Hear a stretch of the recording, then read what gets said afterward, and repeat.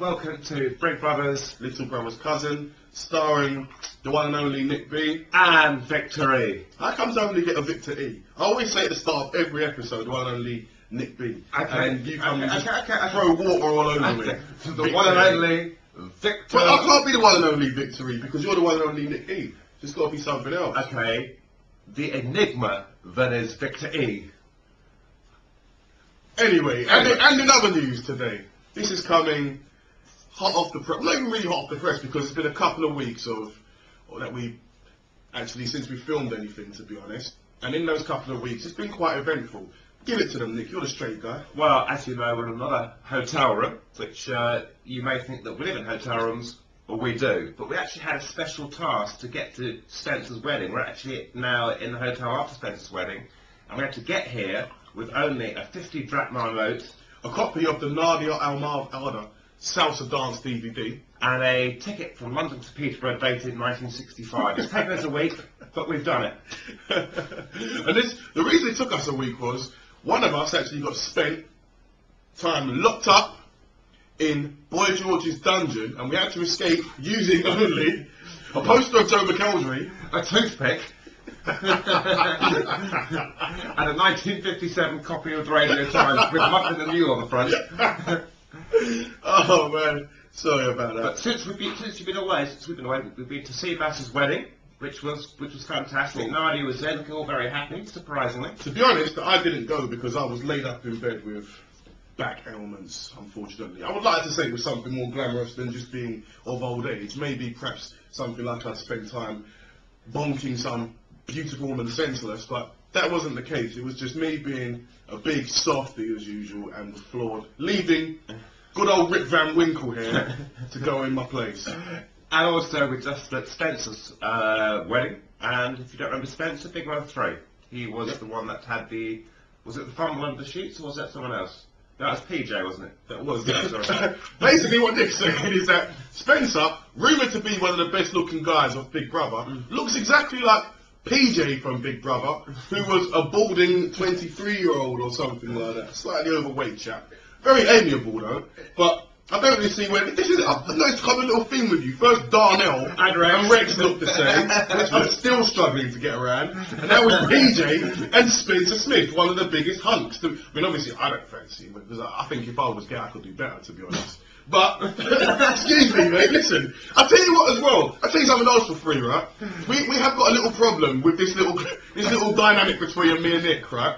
Every time we go somewhere, Nick, obviously being the loving, faithful husband that he is, goes home about 8:30, curls up in bed with a Werther's original and a cup of Horlicks, leaving me to party on my own, right? Not even on my own. I've got one of my friends who seems to be rather proficient at cock blocking me. Right? I think we're gonna stop calling this BBLBC and start calling it Get Laid or Die Trying, starring Victory Abua. Because I'm telling you right now, every time I can't get laid. I've got people just cock blocking me. In amongst that cock blocking, before that, Nick's sitting there, eyeballing me, eye-screwing me in the club. We seem to have this paranoia now that one of our drinks has been spiked now. Because the first few times we went out, we had a few drinks spiked. Now I'm going to put this out there. Every time a drink's been spiked, Nick's been in the vicinity. Right? Excuse me. I'm not the one with a monthly subscription to Rohypnol, mate. Alright? That's not me, okay?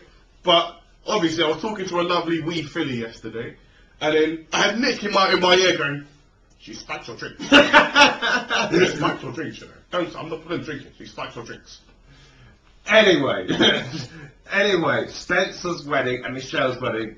Only two irritating points with that wedding is that they're getting paid, obviously, for the wedding to be in OK and not on the TV. Yet, was there a free bar? No.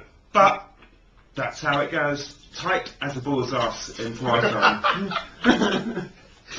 To be fair though, I'm still pissed now, Nick. I mean, I've actually been blithering my way through this broadcast. You know, normally I'm the professional one out of the two of us. Self-praise is no recommendation, is it, Victoria? But I'm telling you now, I'm becoming a desperate man, Nick. If I don't get laid at the next thing we go to, right, somebody's going to have to do some kind of penalty, some kind of forfeit. And I'm thinking of bad things that consist of I might bring Brian Dowling along with us next time. No. Right? So that if I don't get laid, he might have to give you, right, because that's going to be your task now, to make sure Victor gets laid, right, which might be one of our impossible tasks. Do you know what I mean? That'd be very easy. If you don't drink so much. What are you saying that for? Now people are going to think I'm an alcoholic. No, look, we do drink enough to floor a croquet elephant, as we said before, and we do have fun, and Big Brother parties are generally good fun. But, yeah, don't have to always score every night, mate. Excuse me, right? I've scored more goals than Alan Shearer at the end of the day. People say I'm like Matt Letizia when we're in a club. I do nothing. I do nothing for 90 minutes. Then injury time, screamer. 35-yard volley, top corner. Like I was saying, if I don't get laid, I'm going to bring Brian Dowling along when you're sleeping, mate. Before you know it, you'll be getting a good old-fashioned fisting. Good old-fashioned fisting from Brian Dowling. I'm sure that'll put the fear of God into you. Either that or, you know what a monkey facing is? What? You're a stockbroker. Monkey facing. Basically, I'm just going to, this is my disclaimer. I don't even do disclaimer. This is not anything that I've attempted at home. And people, if you watch it, you probably will try it at some point. There's a few crazy people who watch this. Basically, you're supposed to shave some of your pubes, yeah? Hold it in one hand, yeah? When you're maybe getting some fellatio performed on you, when you fellate, or for a better word of it, come, you're supposed to do it onto the face of the person you're with, and then throw your pubes on their face, so the pubes stick to their face. It's called monkey facing. It's charming. I think we're babbling. It is very romantic as well. I think we're babbling like gibbering monkeys on Gibbering Monkey Day, so I think we'll sign off. We're a bit hungover. Can I just also say as well, we'd like to say special thanks to the people from Digital Spy who have supported us and have basically got behind the nonsense we get up to. Yes, this has been the hungover edition of Big Brother's Cousin. I'm obviously posting on there under the name of the Champ, and there are some people there who have actually set up a thread dedicated to the tasks that we put up. So I'll show Nick, and the two of us will choose a winner. Yeah, definitely. And sorry this broadcast hasn't been the best Big Brothers Little Brothers Cousin, but it's been alright. And to be honest, you know, you're going to have to deal with it, aren't you? Because and next week we'll update you on all of our housemates from Ultimate Big Brother. We're going to another event sometime next week, and we'll tell you how it all goes. But until then, thanks a lot for watching, and this has been the one and only amazing Victory. That's better, Nick. And thanks to one and only, I can't say that. The legendary Nick B. Cheers.